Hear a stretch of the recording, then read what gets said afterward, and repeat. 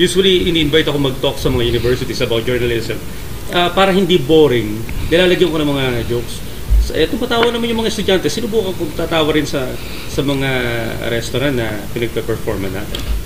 Actually, napaka-effective nga na tool yun sa public speaking, yung comedy. Kasi madali siyang makakuha ng attention.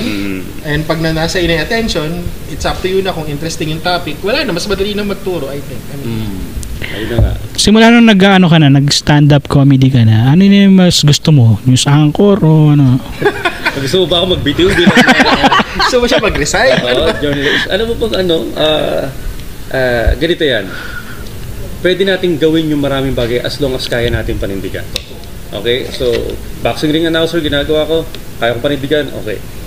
Journalist, broadcast journalist, kaya ko panindigan, ginagawa ko. Ito, medyo pinag-aaralan ko pa lang dahil sa mga kababayan natin, hindi po madaling hindi madaling magpatawa. Kapag 2 minutes ka nang nasa stage, nagsasalita ka, 2 minuto na yung lumipas, wala pang tumatawa, medyo kakabahan ka na. So, ibang challenge to. Medyo na-challenge tayo. Pabomba na yun no? Pag 2 minutes, wala pa rin. Na-experience mo yun, Aya, di ba? Alam ni Mike din.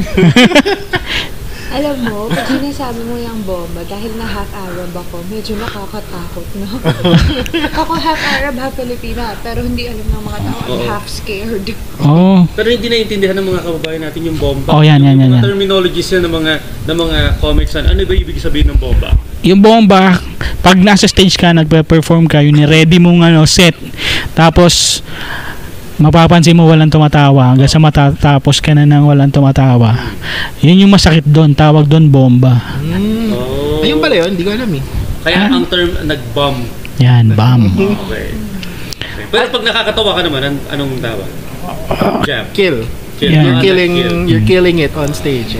Yun yung madalas na nafe-feel ko pag bumababa ako ng stage. Change topic. So,